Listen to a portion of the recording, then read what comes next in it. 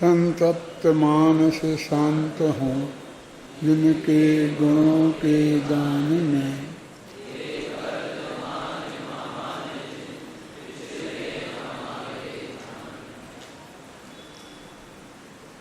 आज सुबह 5 बजे पूज्य गुरुदेव श्री का प्रवचन भी इसी छंद से शुरू हुआ। अब कैसे हुआ, अचानक ही अपने यहाँ शुरू होना था और हम 5 बजे उठे तो गुरुदेव पढ़ रहे थे द्रव्य सिद्धौ चरण से सिद्धि। पूरा सुना फिर हमने उसको शांति से। ऐसा सहज संयोग है, मतलब आप लोगों को बताने का उद्देश्य तो सिर्फ इतना है कि तुम में से भी कोई उग्र पुरुषार्थी हो और वो सुनना चाहे तो 5 बजे सुन सकता है। लेकिन 5 बजे तुम्हारी दिनचर्या दूसरी आरंभ होती होगी ना, और उसमें तुम्हें तैयारी करनी पड़ती होगी, इसलिए मैं कोई आग्रह नहीं कर रहा हूँ, लेकिन इसको सिर्फ सूचना दे रहा हूँ कि उस वक्त गुरुदेव का भी सुबह जो प्रवचन शुरू हुआ है वो बिल्कुल इसी कलश से ही शुरू हुआ है।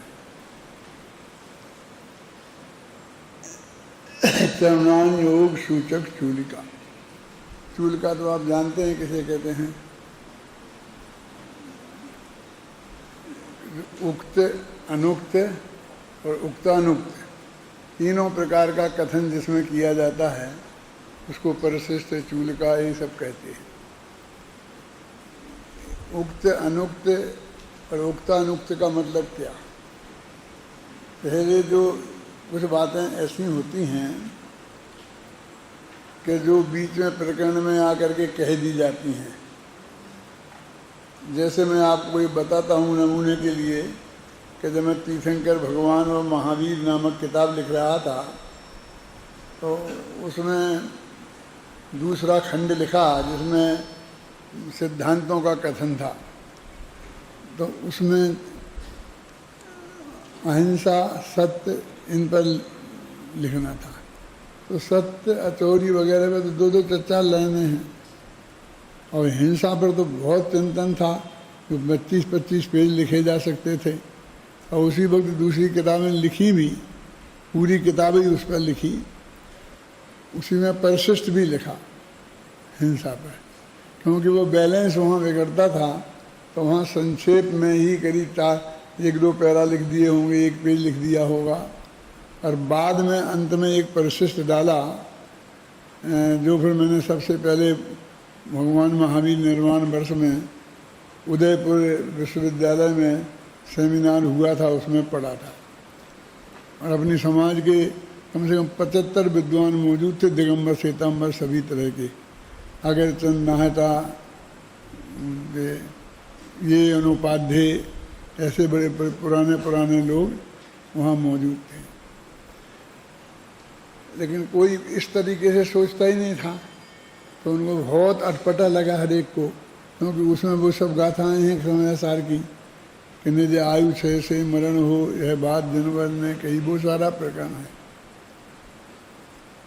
फिर उसी में दिन शाम को एक आम सभा थी। आम सभा थी बहुत बड़े मैदान में, उदयपुर में है एक मैदान बहुत बड़ा, और उसमें उस वक्त जो आरएसएस के वाइस प्रेसिडेंट थे एक श्वेतांबर जैन थे, बहुत सज्जन आदमी, नाम इस वक्त मुझे ख्याल में नहीं आ रहा, वो उस सभा के अध्यक्ष थे। और फिर मैंने यही अहिंसा का व्याख्यान जो आप लोग सुनते हैं अभी, बिल्कुल हूबहू 1 घंटे तक ये अहिंसा का व्याख्यान दिया था। यूनिवर्सिटी में पढ़ा था वो है जो उस किताब में छपा है। कौन सी में? परिशिष्ट के रूप में तीर्थंकर भगवान महावीर। और वहाँ दिया था वो ये है जो वो किताब छपी है 32 पेज की, जिसमें अपना ये छपा हुआ है। तो अहिंसा पे तो बहुत बोल सकते हैं। कल तुम्हारी अहिंसा पे गोष्ठी थी ना, मैंने ज़्यादा सुन नहीं पाई है, आया होगा, अच्छा ही प्रकरण आया होगा सब बात करके। तो पूज्य गुरुदेव श्री का इस पे आज सुबह मैंने सुना है ना। इसमें पहली ही जो पंक्ति लिखी है, अमृतचंद्राचार्य देव अथ परेशान चरणान योग सूचिका चूलिका। अब दूसरों के लिए चरणान योग की सूचना देने वाली चूलिका को मैं लिखते हैं आचार्य देव। तो ये परेशान शब्द है इसमें, कि क्या मतलब है इसका। देखो दूसरी जो गाथा है पहली, उसमें भी लिखा इति चरणाचरणे परान प्रयोजयति। अब चरण के आचरण में, चरण माने चारित्र के आचरण में दूसरों को लगाते हैं। प्रयोजयति माने प्रेरणा देकर लगाते हैं। तो दो जगह पर शब्द का प्रयोग किया बुद्धिपूर्वक उनने, और एक एक पंक्ति है उत्थानिका की, और उसमें ही उनने ये लिखा है। यानी उनके दिमाग में ये बहुत स्पष्ट थी कि अभी तक जो बात थी वो एकदम तत्व का प्रतिपादन था, और मानव आचार्य ने अपने स्वयं के लिए लिखा था। और अब वो एक दूसरों के लिए लिख रहे हैं। तो ऐसा विभाग उनने किया कि ये खुद के लिए और ये दूसरों के लिए। जबकि इसमें गाथाओं में ऐसा ही आया है कि मैं इस मुनि धर्म को धारण करता हूँ, लेकिन साथ में ये भी है कि जिन्हें आत्मा का कल्याण करना हो वे भी धारण करें। तो पर की बात तो इसमें वे कह ही रहे हैं, लेकिन अपने भी मुनि धर्म को स्वीकार करने की बात उनने इसमें लिखी है। तो इसलिए वो अभी तक जो बात थी ज्ञेय तत्व प्रज्ञापन और ज्ञान तत्व प्रज्ञापन, ये दोनों जो प्रज्ञापन अधिकार हैं, ये तत्व ज्ञान की माने द्रव्यान योग की बात थी। कर्मान योग में तो कर्म फिलॉसफी का वर्णन है, भूगोल का वर्णन है, गणित का वर्णन है मुख्यतः से। लेकिन हमने दोनों अधिकार पढ़ लिए हैं और उनमें ये तीनों ही चीज़ें नहीं हैं। चरणानी योग की बात तो ये अलग से अधिकार लिखने ही वाले थे, इसलिए उसमें और आने की कोई बात थी ही नहीं कि उसमें भी वो चर्चा की जाती। अब जो द्रव्यान योग के दो भेद होते हैं, एक न्याय शास्त्र और एक अध्यात्म। दोनों द्रव्यान योग के ही हैं। तो उन्होंने इसमें खासकर अमृतचंद्र की टीका में मूल में भी है, तर्क भी है और अध्यात्म भी है। इसमें ज्ञान तत्व विज्ञापन और ज्ञेय तत्व विज्ञापन इस रूप से दो अधिकार हैं, जिनकी चर्चा मैंने जब ये ग्रंथ शुरू किया था तब की थी। हो गए हो 5-10 साल, तो उसमें तुम में से हो सकता है एक भी नहीं हो।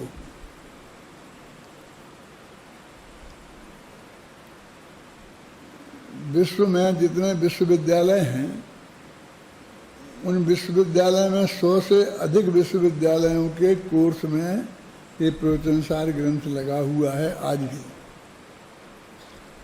जो फिलॉसफी में होता है ना, अंत में जो PhD वगैरह करते हैं ऊंची क्लासों में, जो जैन उसमें लगा हुआ है। लेकिन समय सार एक में भी नहीं है।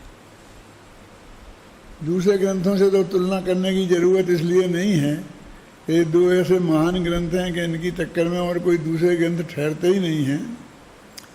पर इन दोनों में जो इतना बड़ा फर्क है, यानी वे कुंद कुंद को रखना चाहते हैं। माने श्वेतांबरों की किताबें रखी, फिर दिगंबरों की रखी, तो दिगंबरों की कोई कौन सी प्रतिनिधि किताब रखें, ये प्रश्न आता ना खड़ा। तो उनने आचार्य कुंद कुंद को चुना, दूसरे किसी आचार्य को नहीं चुना। एक तो हमारे लिए, हम लोग भी अध्यात्म प्रेमी होने से कुंद कुंद के कुछ ज़्यादा ही भगत है ना, इसलिए हमारे लिए बहुत गौरव की बात है। और दूसरे, अब ये सोचने की बात है कि हम समय सार के भगत हैं। और गुरुदेव ने 19 बार सभा में प्रवचन समय सार पर किए, और वो कहते अंदर में तो न मालूम कितनी बार उन्होंने उसका स्वाध्याय किया। तो प्रवचन सार को उतना महत्व नहीं मिला जितना समय सार को अपने मोक्षों में और गुरुदेव के मिशन में मिला।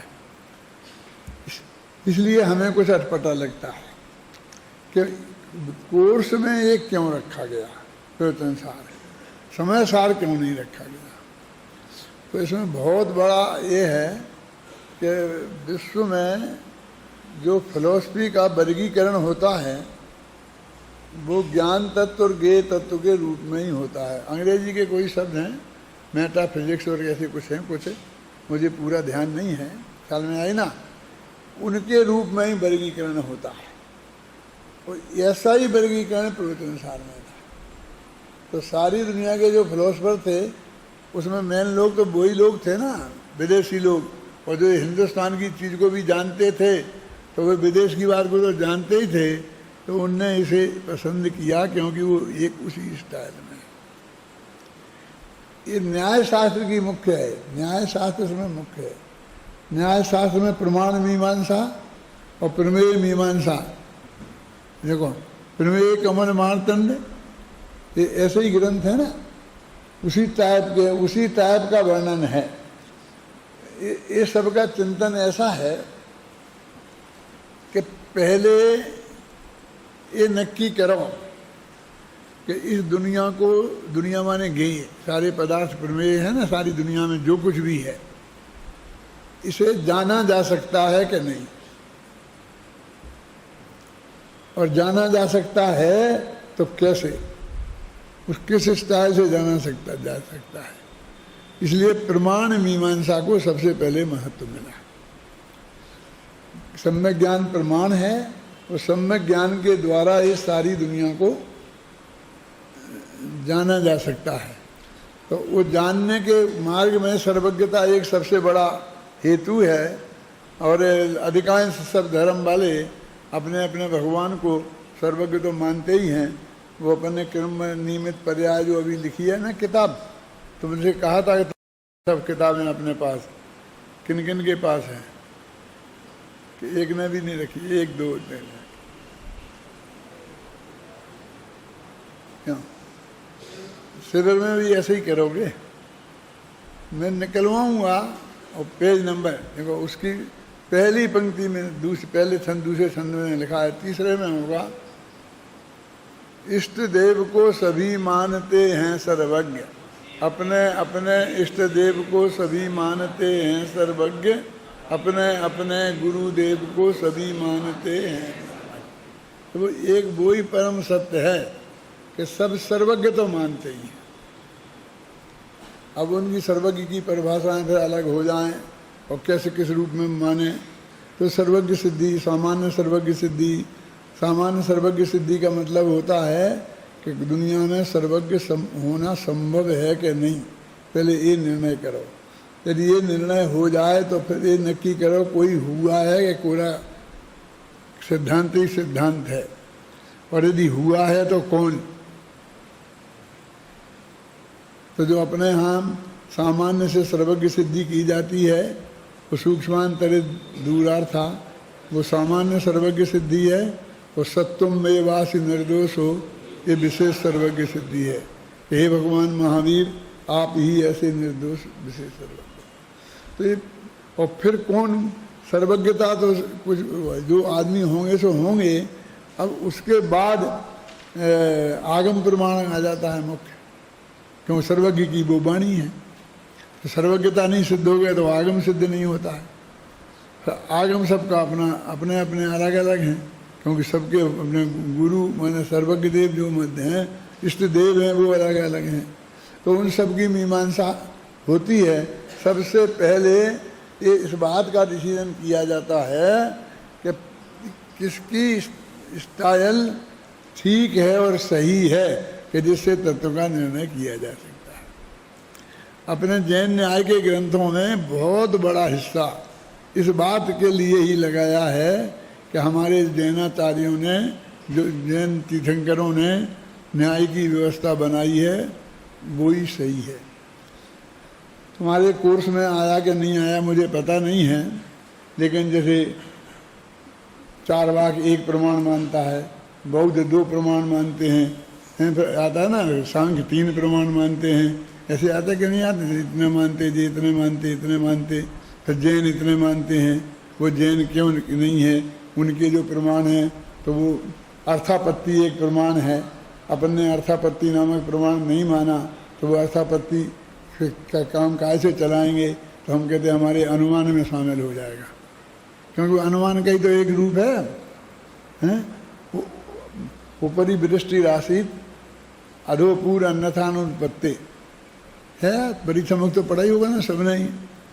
ऊपर बरसात हुई है, अब यहाँ तो बिल्कुल सूखा है, एक बूंद नहीं गिरी, लेकिन नदी में तो बाढ़ आ गई है।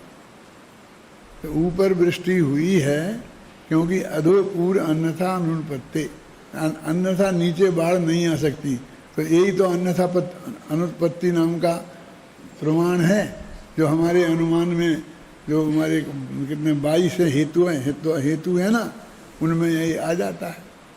तो इस तरीके से हमारा न्याय शास्त्र का वो सवाल। तो अपने प्रवचन सार में पहले ही अधिकार में सबसे पहले सर्वज्ञता पर बहुत गंभीरता से विचार किया। शुरू का जो शुद्धोपयोग अधिकार है वो तो सामान्य इसलिए है कि वो तो मूल धर्म है, वो 10-12 छंद हैं, लेकिन बाद में सर्वज्ञता पर बहुत ज़्यादा विस्तार से कथन है। तो इसलिए वो उसका ज्ञान तत्व विज्ञापन जिसे हम कहते हैं कि ज्ञान की मीमांसा बहुत गहराई से हुई है, और फिर इस सारी दुनिया उसके द्वारा जानी जा सकती है।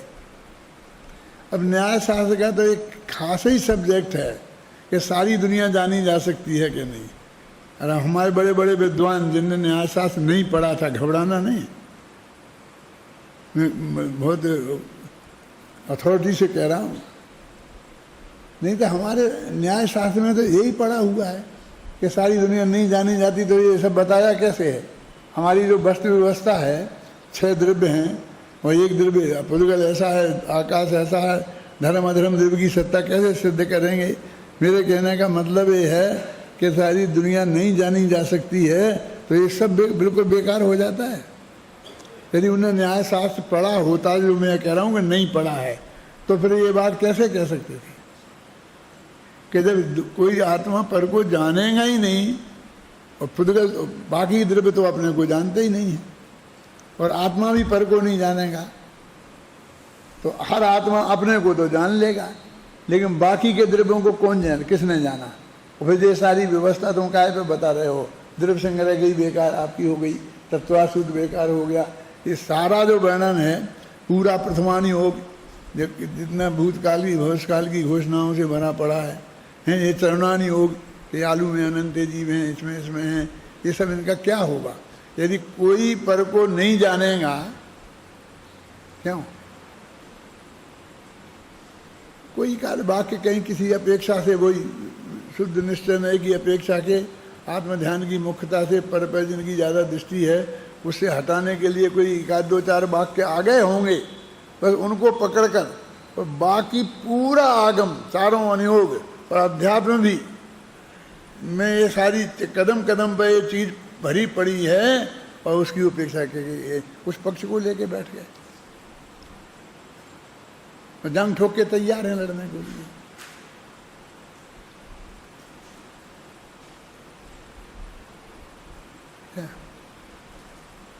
तो वो जो ज्ञान मीमांसा है, वो जो ज्ञान तत्व पर ज्ञापन है, ज्ञेयों में फिर उस ज्ञान ने क्या जाना, तो 6 द्रव्य जाने ना।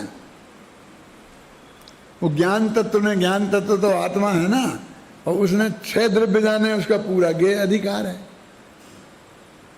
खासकर जो द्रव्य सामान्य अधिकार है, जिसमें उत्पाद व द्रव्य इनकी चर्चा है, उसको जाने बिना तो जैन धर्म का वस्तु व्यवस्था ही समझ में नहीं आती है ना। द्रव्य गुण पर्याय की जहाँ चर्चा है, तो ये सारा जैन तत्व ज्ञान है। ये कहना अमृत चंद्राचार्य की दृष्टि में इसकी बहुत महिमा थी, अब उसके लिए फिर तुम कैसे खड़े खड़े भोजन करो, 4 हाथ जमीन देख के चलो, ये बात उनको बहुत हल्की लगती थी।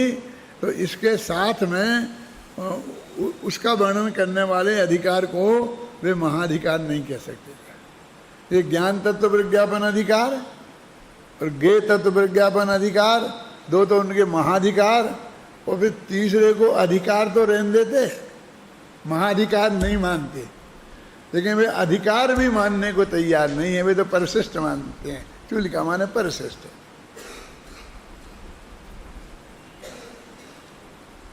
और फिर उस बात को भी उनको पची नहीं, चूलिका नाम देने के बाद भी। तो अथ परेशान है ना, परेशान का अर्थ कर रहा हूँ। अरे परेशान चरणानि योग सूचिका चूलिका, अब ये दूसरों के लिए बता रहे हैं। परान प्रतिपादयति लिखा, परान प्रयोजति, दूसरे को लगाते हैं। मतलब इस तरह से उनकी दृष्टि में ये उतना महान अधिकार नहीं है। जयसेनाचार्य ने और चाहे जितनी उनसे सहमति प्रकट की हो, किनसे? अमृतचंद्राचार्य। और अमृतचंद्राचार्य के भी वे स्वयं कितने ही बड़े भगत हों, हर गाथा पर अपनी बात लिखने के पहले अमृतचंद्राचार्य की बात लिखते हैं और उसको स्वीकार करते हैं। इससे ज़्यादा बड़ा भगत और कौन हो सकता है? गहराई से अध्ययन किया और अपनी टीकाओं में उसको इतना अधिक महत्व दिया, लेकिन अधिकारों के नाम में उनको नहीं देते।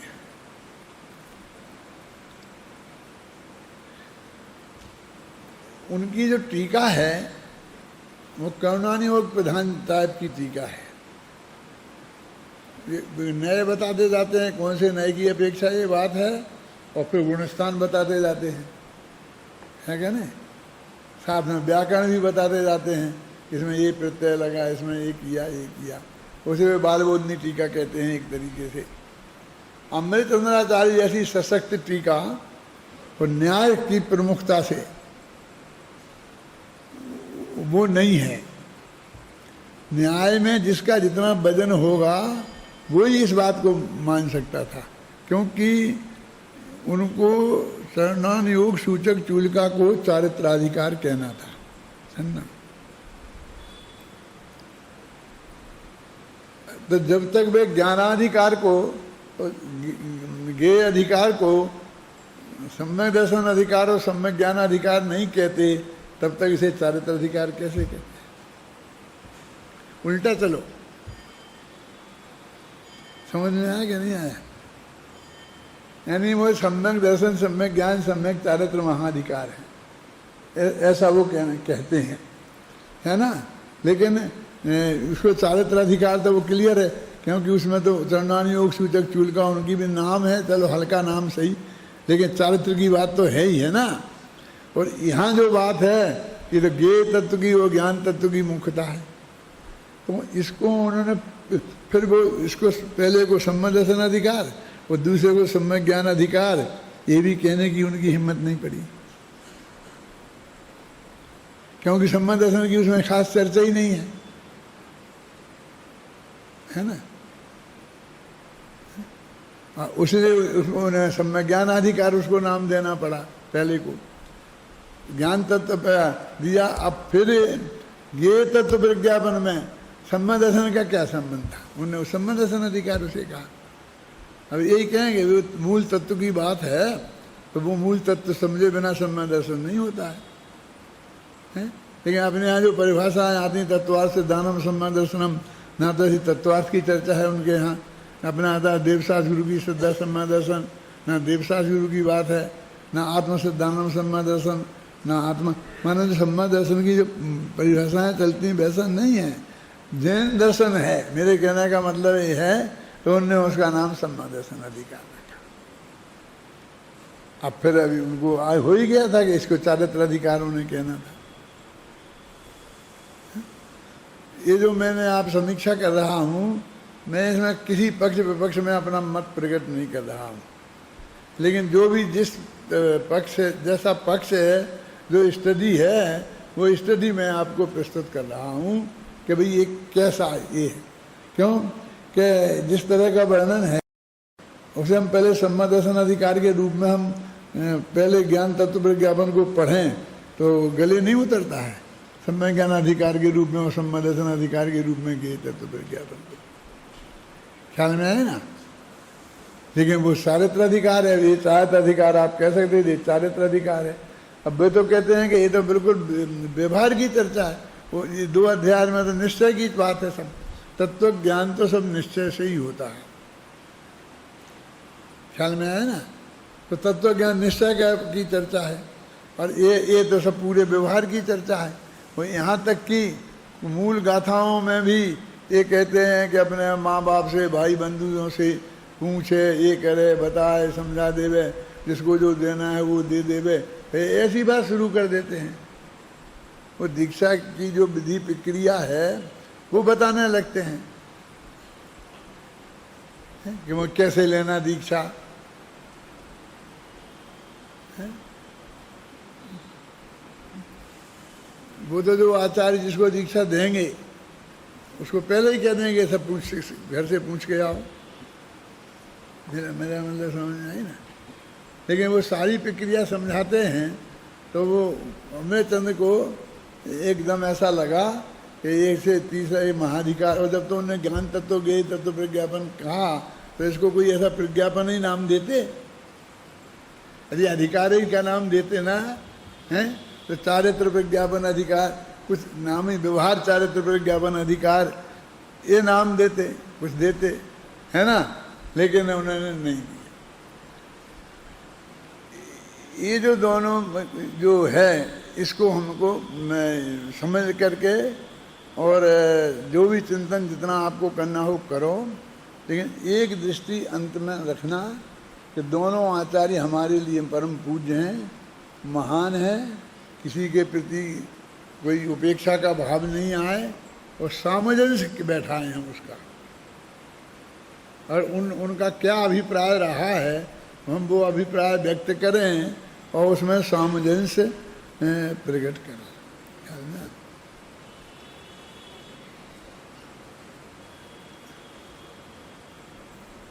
छंद पढ़ो भैया, 13वां छंद।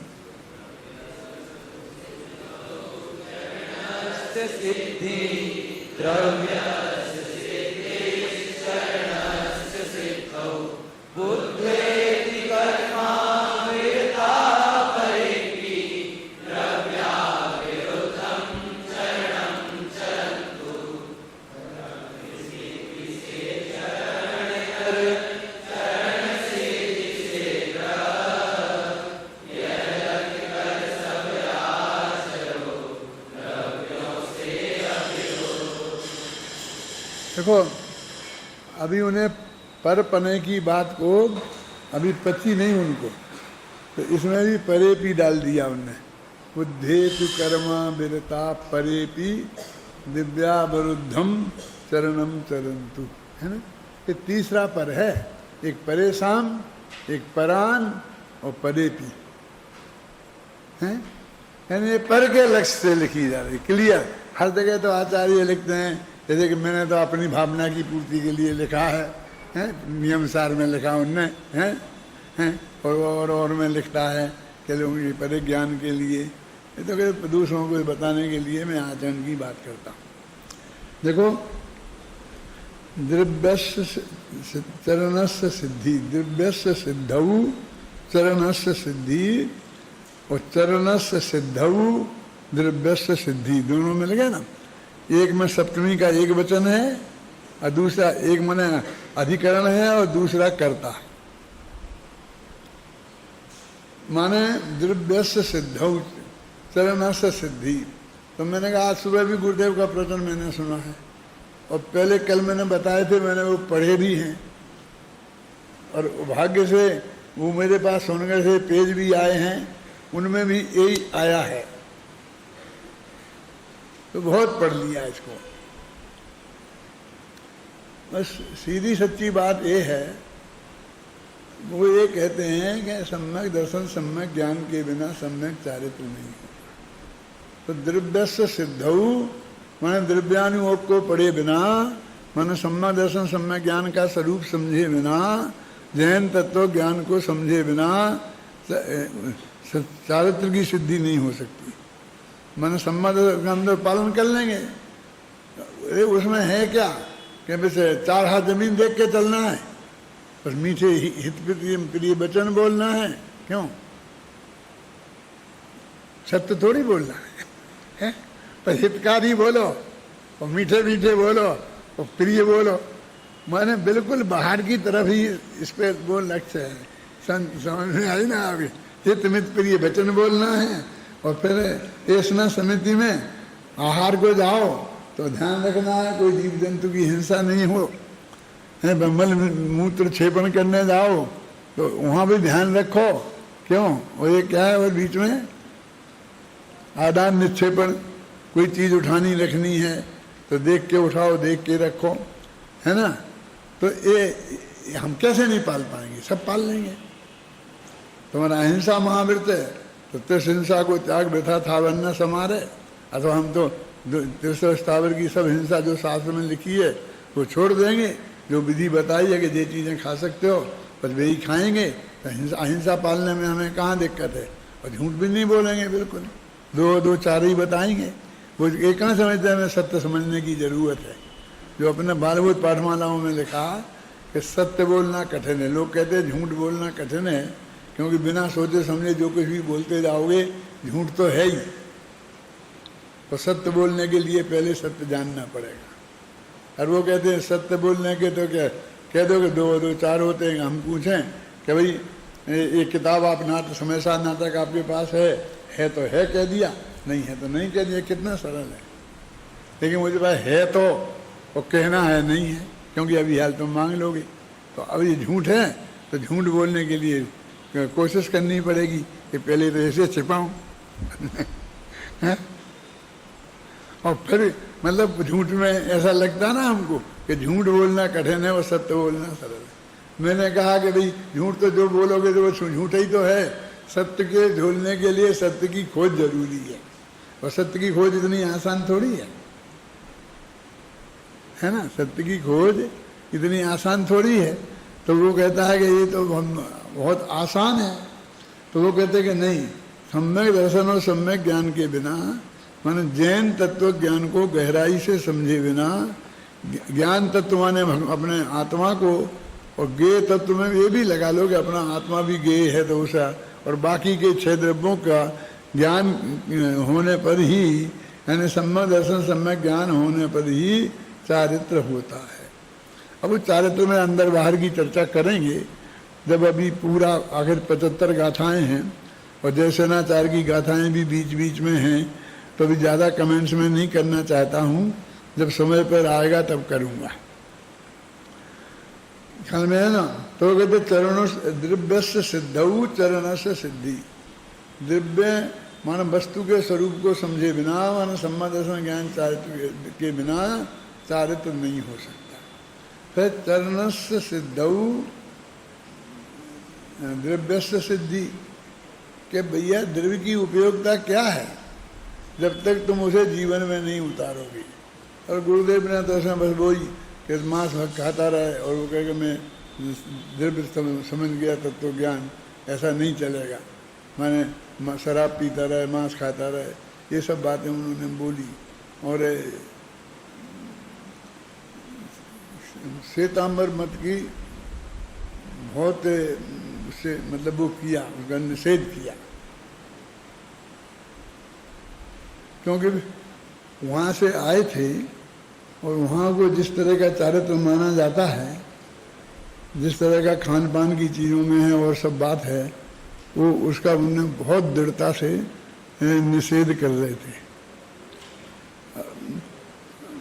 क्या भाग्य की बात है कि जैसे स्वपर को जानने के संदर्भ में शांति जी मेरा पक्ष बना, और सामने वालों का कोई भी हो तो भी ये बना कि स्वपर प्रकाशक भगवान आत्मा है। तो उसके भी कदम कदम पे कितना प्रमाण है मिले।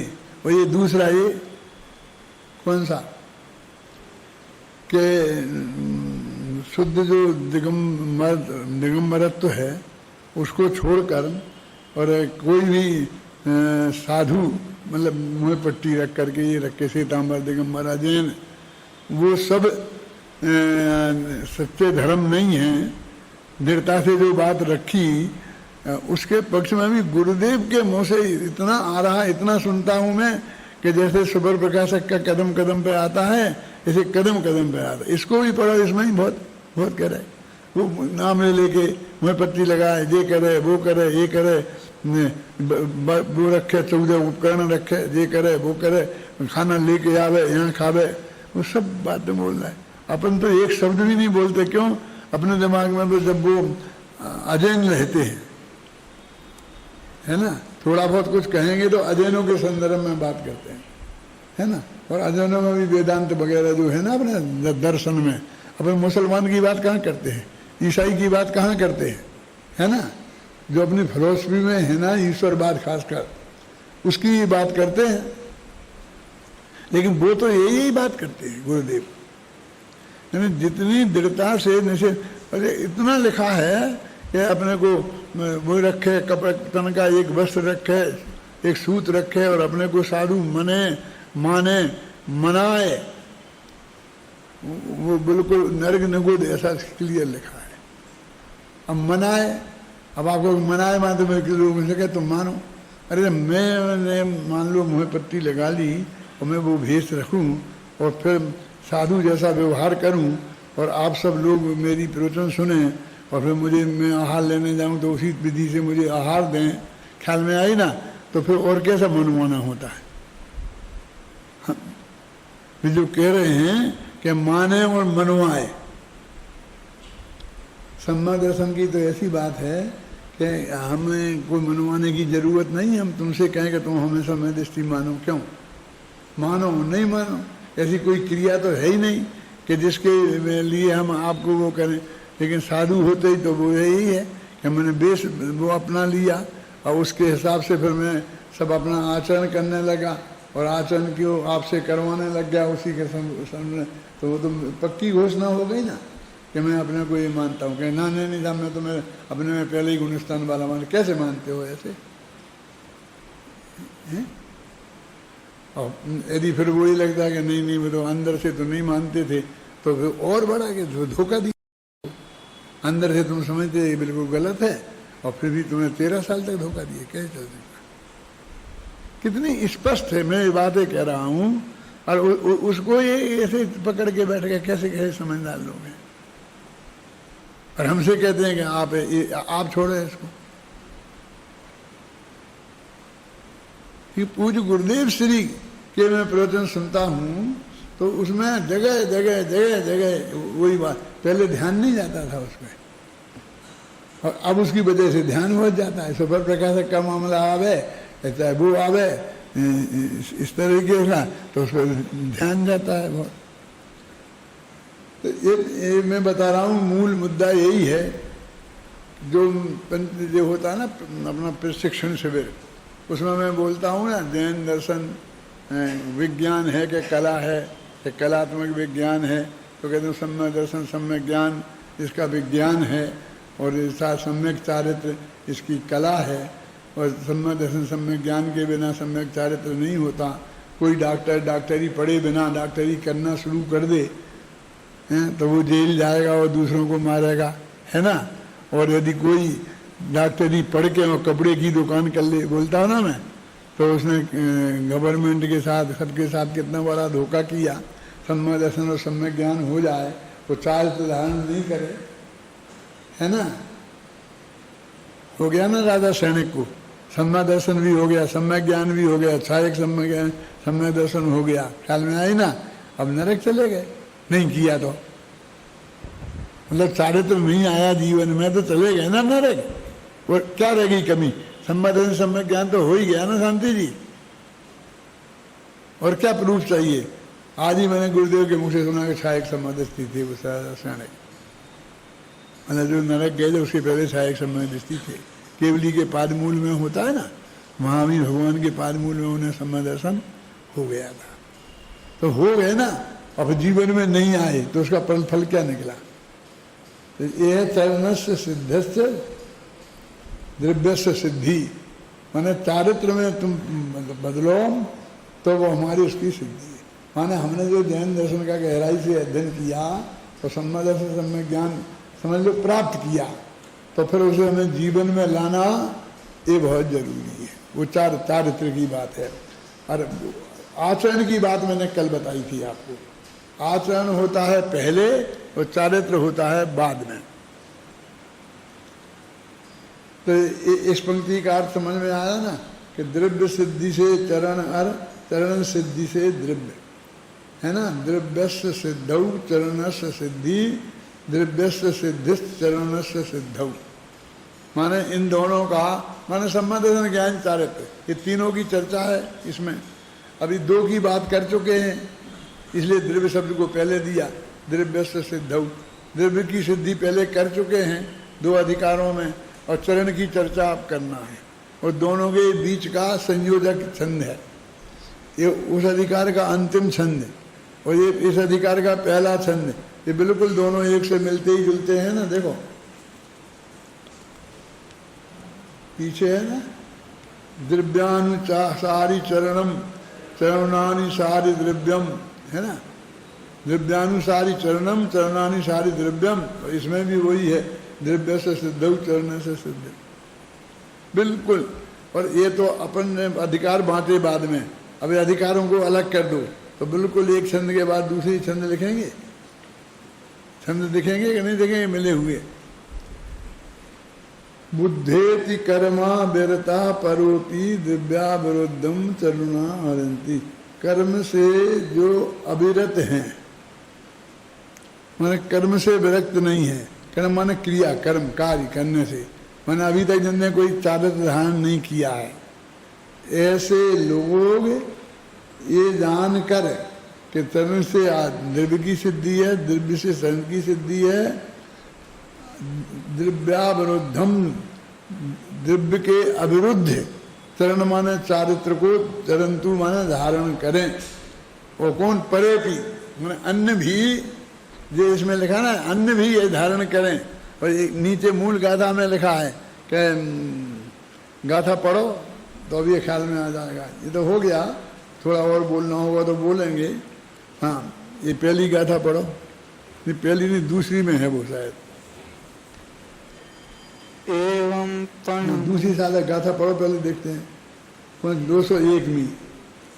एवं प्रणमेय सिद्धि जिणवर असहे पुणो पुणो समणे परिवज्जद सामन्नम जदेच्छद दुख परे मोक्षम। आगे नहीं, पहली ही गाथा है वो तो। जो गाथाएं कह रहे वो तो मंगलाचरण की गाथाओं को अमृतचंद्राचार्य टीका में याद करते हैं। ये भी एक अद्भुत बात है शांति जी। 4-5 गाथाएं नहीं लिख सकते थे, ये तो गाथा लिखने में इतने होशियार थे। इतनी कंजूसी क्यों करी कि मंगलाचरण करना था उन्हें, तो 5 की 5 गाथाएं जो उनने ज्ञान तत्व प्रज्ञापन अधिकार के शुरू में, ग्रंथ के शुरू में लिखी थी, बेई की बेई उठा के रख दी। 3 गाथा के पहले और 2 गाथा के बाद। पहली गाथा जो है उसकी 3 गाथाएं उसके पहले और 2 गाथाएं उसके बाद, वही की वही गाथाएं उठा के रख दी।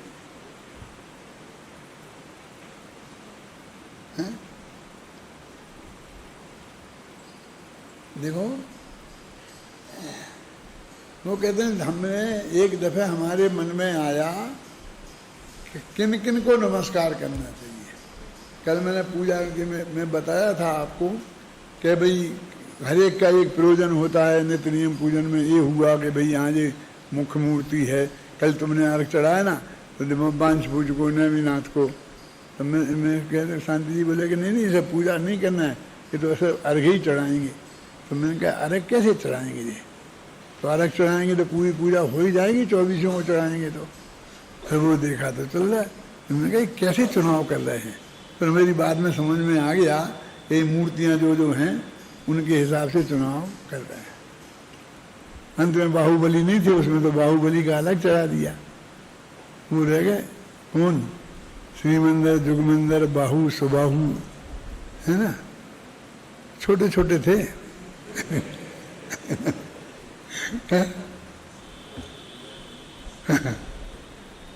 नहीं, तुमने कोई गलती की ये भी कह रहा हूँ मैं, तो एक बात को कहने का मेरा तरीका है, बस इससे कह रहा हूँ, आलोचना नहीं कर रहा हूँ कि भाई वो नहीं करना था तो हमने ये किया, हमारे पास समय नहीं था तो हमने ये किया, करते ना। तो वो कहते हैं कि ये उन्होंने भी अम्बचंदाचार्य ने जो पहले नंबर गाथा लिखी ना, ये इनकी पहली गाथा तो जो 201 में है, इस अधिकार की पहली गाथा तो 201 में है जो अभी अपन ने पढ़ी है। ये तो पहली गाथा वो मंगलाचरण की है, इति चरणाचरणे परान प्रयोजयति। देखो इसके हेडिंग में क्या लिखा कि चरण माने चारित्र के आचरण में, चरण आचरणे, चारित्र के आचरण में परान प्रयोजति, दूसरों को प्रेरित करते हैं। और इतना लिख करके फिर मैंने भी मंगलाचरण की 3 गाथाएं वहां से यहाँ तक की लिख दी, पत्ते प्रत्ययम तक, कहाँ है ना, मान के खेते दे सब्बे सब्बे समगम समगम पत्ते प्रत्येगम बंदामी बट्ठनते अरहंते मान से खेते। सब मनुष्य खेत में रहने वाले अरहंत, ऐसा कह के विद्वान 20 तीर्थंकर उनको याद कर लिया, और सबको प्रत्येक को अलग अलग और सामूहिक रूप से मैं नमस्कार करता हूँ। अब भी 5 ही यहाँ कर लेते तो क्या था, 2 गाथाएं छोड़ दी, 3 गाथाएं कर ली, समझे ना। और फिर अपनी ये गाथा आ गई एवं पणमीय सिद्धि, ये खुद लिखते हैं कि एवं पणमीय से जोड़ा उनने। इस प्रकार ये पंच परमेश्वरी को नमस्कार करके, और फिर आगे फिर उन्होंने कहा, वो जो आती है उसको जोड़ा कि तुम दीक्षा लो, तो उसके लिए उन्होंने एक इसमें कहा था परवज्जद सामान्यम यदि दुख परमोक्षम। तो इसके लिए जिनने वो दीक्षा ली थी मैं उसको, और मैं खुद साम्य भाव को प्राप्त होता हूँ। उपसम्यामि सम्मम जतो निर्माण संपत्ति, उस तरह से उनने जोड़ा इसमें से। देखो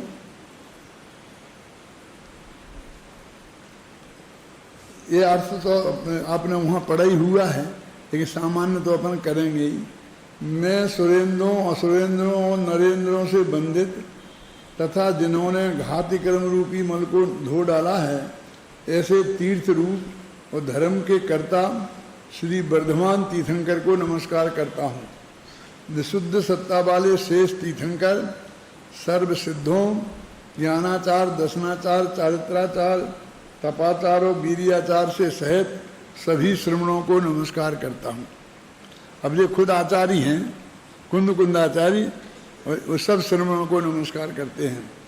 उन सभी को और मनुष्य क्षेत्र में और 2.5 द्वीप में सदा विद्यमान रहने वाले अरहंतों को, ये आगे ना, समुदाय रूप से एक साथ और व्यक्तिगत रूप से प्रत्येक को अलग अलग वंदन करता हूँ।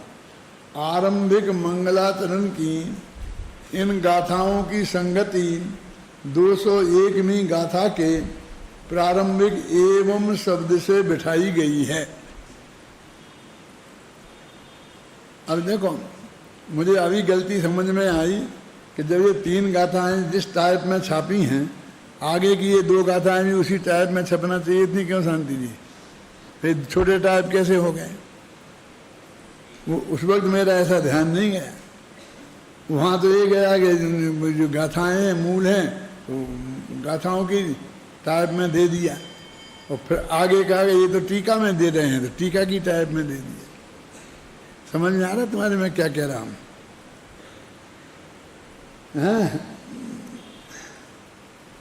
आचार्यों को नमस्कार करके यदि सांसारिक दुखों से मुक्त होना चाहते हो तो श्रामण्य को धारण करो। मूल गाथा का पद्यानुवाद इस प्रकार है कि हे भव्य जन, यदि भव दुखों से मुक्त होना चाहते, परमेष्ठियों को नमन कर सामान्य को। जितने लोग नमस्कार करने योग्य थे, यद्यपि उनने सबको पंच परमेष्ठी को नमस्कार कर लिया, वास्तव में परमेष्ठी ही नमस्कार करने योग्य है। अब कह रहे वास्तव में क्या, फिर बाकी जो कर रहे ना, ये तो उन्हीं में तो हैं। जैसे विद्यमान तीर्थंकर तो भी पंच परमेष्ठियों में ही है ना। फिर उन्होंने कहा कीर्तन चैत्यालय, तो उन्हीं की तो मूर्तियां हैं। फिर जैन मंदिर को अपन ने तो फिर देवताओं की लाइन लगाई ना, लंबी लंबी।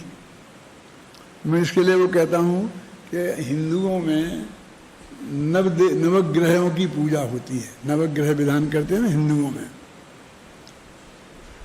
अब कह के नवग्रह शांति नहीं होगी तो बहुत उपद्रव हो जाएगा, हमारा नुकसान हो जाएगा। अब हमारे सारा धर्म का संचालन पहले ब्राह्मण पंडित ही करते थे। अपने जैनियों में तो कोई पंडित था ही नहीं, ये सब व्यापारी धंधे में ही लगे रहते थे और कोई जानता नहीं था। ये तो बाद में अभी विद्वान तैयार हुए और कुछ स्वाध्यायी विद्वान हुए थे, टोडरमल जी जैसे और बड़े बड़े तैयार। लेकिन ऐसे विधिवत पढ़ करके, शास्त्री करके, संस्कृत व्याकरण का पढ़ करके जो विद्वान की परंपरा भी तैयार हुई है, वैसी नहीं थी।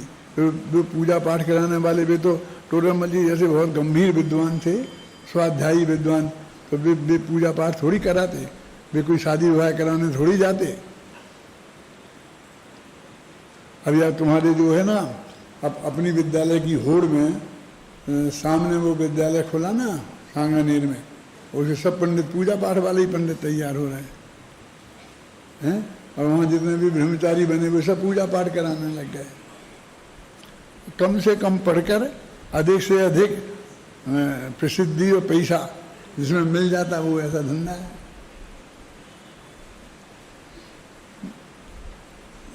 मैं ज़्यादा कुछ कहता नहीं हूँ, लेकिन मुझे ये बिल्कुल नापसंद है। मेरा कोई भी विद्यार्थी बड़ा प्रतिष्ठाचारी बने, मुझे बिल्कुल पसंद है।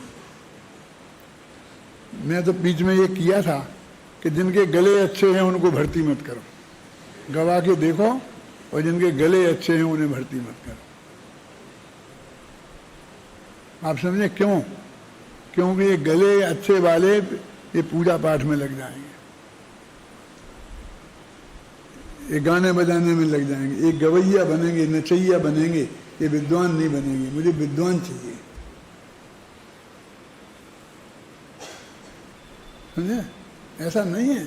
हमें बहुत से लोग, ये गुजरात के जितने पंडित थे सब नाचते थे, बाबू भाई नाचते थे, कन्नू भाई नाचते थे, आते थे नाचते थे, और उससे वे बहुत लोकप्रिय भी हो जाते थे।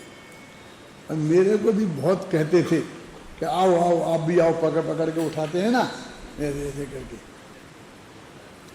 तो बाबू भाई उठाएं, और वो शांता बहन उठाती थी ना यहाँ, तो बस मैं कभी एक आध दफे ऐसा करके खड़े होके ऐसा ऐसा कर दिया होगा।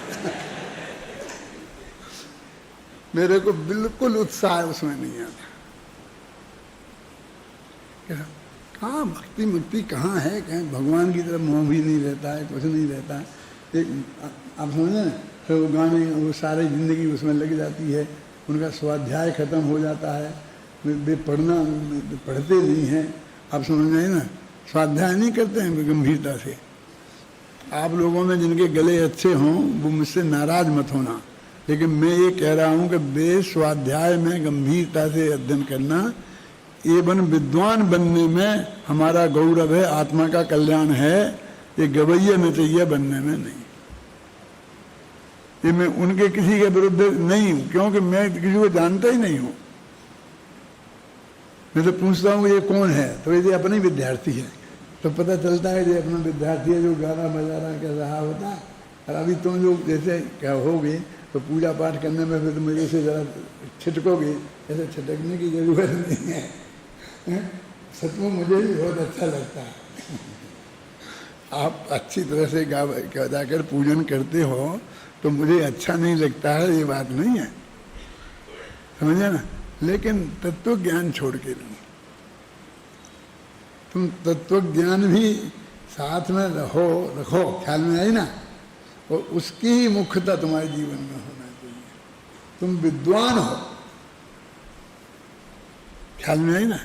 ये मेरे दिल की बात है। आत्मा का हित भी उसमें ही है। यदि तुम्हें नहीं नाचे नहीं गाए तो कुछ नहीं, बल्कि नाचना तो विद्युतता के हिसाब से उसके हल्केपन का द्योतक है, ऐसा मैं मानता हूँ। मैं कभी नहीं हुआ, कभी खड़ा नहीं हुआ। उन लोगों ने मुझे पकड़ पकड़ के बहुत खड़ा किया और मेरे यहाँ से हाथ पैर चलाने की बहुत कोशिश करी, लेकिन मुझे को नहीं आता उसका।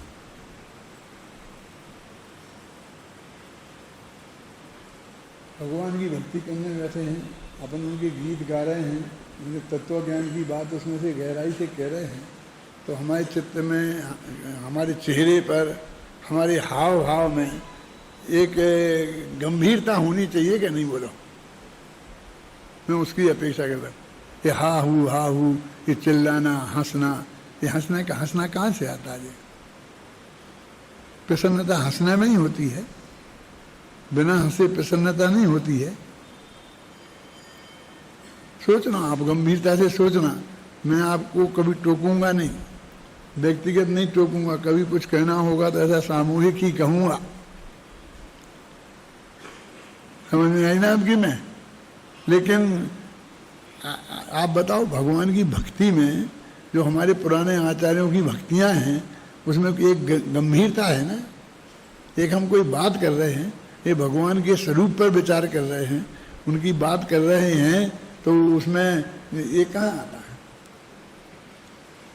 जब हम ये कह रहे हैं करुणा निधि तुमको समझनात, भगवान भरोसे पड़ा रहा, भरपूर सुखी कर दोगे तुम, ये सोचे सन्मुख करा रहा, तुम बीत राग हो लीन स्वयं में, कभी न मैंने यह जाना, तुम हो निधि है जग से कृत, इतना ना मैंने पहचाना। ये अपनी भूल बता रहे ना, ये भूल है ना। भगवान को करुणा निधि समझा, ये तो मैं उस वक्त ही लिख दी। मुझे तो लगता है कितनी हिम्मत की बात थी। तब मैंने ये प्रवचनसार की गाथा नहीं पढ़ी थी। प्रवचनसार की गाथा पढ़ी होती तो बहुत ताकत मेरे को पीछे से आती। कौन सी? कि मुँह का चिन्ह है करुणा भाव, समझे ना? उस वक्त भी मैंने लिखा, क्या तुमने ये भगवान ये करना, ये दे देना, ये देना, ये क्या है? बहुत स्पष्ट है कि देनियों के भगवान कुछ देते ही लेते नहीं हैं और एक द्रव दूसरे द्रव का करता नहीं है। मुझे मालूम है समय हो गया, मैं बंद करता हूँ, समझ में आए ना? लेकिन तो वो गलती है ना, उस गलती को तुम इतना तूल दे रहे हो, इतना नाच रहे, ये दे दे वहाँ। उसमें क्या है? भाव भी तो कुछ होना चाहिए ना। केसरिया चावल लगवा दे, केसरिया चावल लगवा दे, क्या इसमें क्या है? क्या की भक्ति है? वो केसरिया चावल लगने से कौन सी भक्ति हो जाएगी? वो छोटे बच्चों की होती है वे कहानियाँ कि मम्मी तू मुझे साइकिल दिला देना, मम्मी तू मेरे को क्या दिला देना। ऐसी बातें नहीं है, है? समंत भद्र के स्तोत्र देखो, हमारे पढ़ो। भक्ति तो वो है जो जिसे कहते हैं पूरा जैन तत्व ज्ञान भर दिया, पूरा अनेकांत सिद्ध कर दिया। एक देवागम स्तोत्र लिखा तो है, समझे ना? जिसपे ग्रंथों के ग्रंथ लिखे गए हैं। इस पे क्या ग्रंथ? जिसपे अष्टसती लिखी गई, अष्टसहस्त्री लिखी गई है। भक्तांबर क्यों नहीं लिखा गया है? क्या लिखें? ये मैं वैसे नहीं है। भक्तांबर की एक एक रग मेरे ख्याल में है, कहाँ क्या लिखा है, उसका क्या अर्थ है, मूल छंद के आधार पर उसका भाव मेरे ख्याल में है। ऐसा नहीं है जो मैं बोलता हूँ तुमसे, तो सोच समझ के बोलता हूँ, हैं? काय बात पे इतना हमने सर्वश्रेष्ठ घोषित कर दिया उसे? ये समंत भद्र के स्तोत्रों का अपमान नहीं है? क्यों? आद्य स्तुतिकार हैं समंत भद्र, और उनकी टक्कर का स्तुतिकार दूसरा आज तक नहीं हुआ। अद्वितीय भी है, आद्य स्तुतिकार हैं और अद्वितीय हैं, क्या दूसरा कोई नहीं हुआ।